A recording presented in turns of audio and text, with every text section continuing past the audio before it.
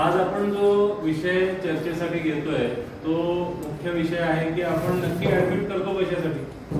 कारण आता इथं सरांना बघा किंवा अजून बाकीचे जे पेशंट्स आहेत मॅडमना बघा, कोणाला तिथे राहायला आवडत नाही, कोणालाही वाटत नाही की आम्ही इथे यावं, थांबावं, नीट व्हावं। असं म्हणजे नीट होणं म्हणजे मला काही झालंच नाही हा बऱ्याच जणांना मनामध्ये विचार असतो।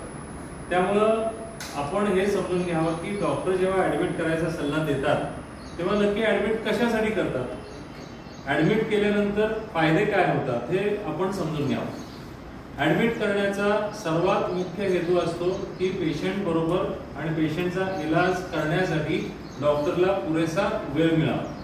पुरेसा वेळ जर मिळाला तर पेशंट आपल्याला पेशंटची अडचण काय आहे ती आपल्याला समजून व्यवस्थित घेता येते।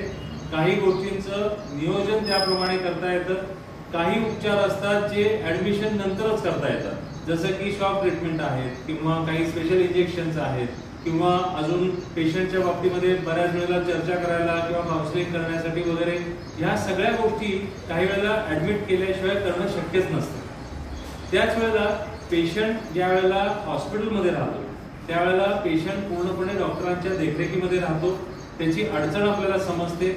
दुसरी गोष्ट पेशंटचं आणि त्याच्या नातेवाईकांची इंटरॅक्शन म्हणजे ते एकमेकाशी कसे वागतायत हे पण आपल्याला समजायला मदत होते।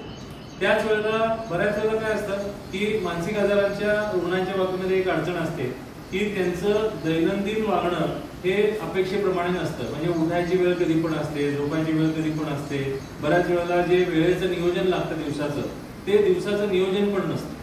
हॉस्पिटलमध्ये ज्याला आपण कंट्रोल्ड एन्व्हायरमेंट किंवा एका विशिष्ट कंट्रोल वातावरणामध्ये पेशंट असल्यामुळं पेशंट आपल्या समोर राहतो।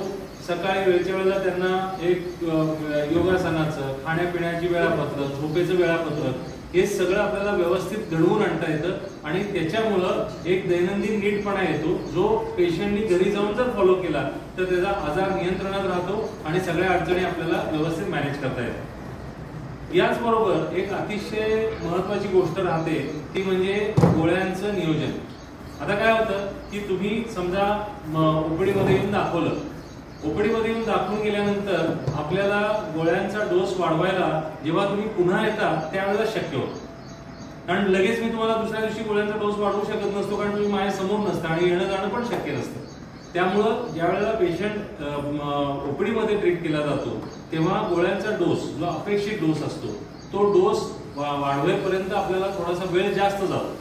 पेशंट ऍडमिट असताना हे आपल्याला लवकर करता येतं। म्हणजे कसं आहे की मी ऍडमिट पेशंटला दिवसातून 2दा तरी बघत असतो, त्यामुळं त्या पेशंटचा डोस वाढवणे, त्या गोळ्यांचा डोस ऍडजस्ट करणे, गरज पडला समजा गोळ्यांमुळे काही त्रास होत असेल तर तो त्रास आपल्याला लवकर ओळखून त्याबद्दल योग्य ते बदल करणे, या सगळ्या गोष्टी करणं सहज शक्य होतं। अजून एक जी मानसिक आजाराच्या बाबतीमध्ये जी गोष्ट आपल्याला लक्षात घ्यावी लागते की ऍडमिशन कशासाठी।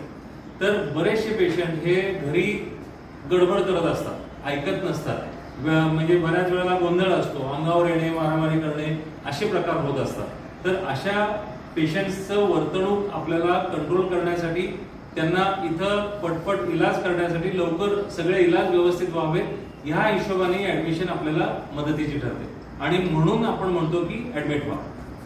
अजून एक मुद्दा जो इथं आपल्याला लक्षात घ्यावं लागतं की व्यसनमुक्तीच्या पेशंटच्या बाबतीमध्ये ऍडमिशन करण्यामागे अजून एक महत्वाचा हेतू असतो की त्यांना व्यसनापासून किंवा दारूपासून किंवा ज्या गोष्टीचं त्यांना व्यसन आहे त्यापासून त्यांना लांब ठेवावं, त्यांना त्या गोष्टी उपलब्ध होऊ नयेत आणि जर काही त्रास झाला तर तो आपल्याला हॉस्पिटलमध्ये मॅनेज करता यावा, हा त्याच्या मागचा महत्वाचा हेतू असतो।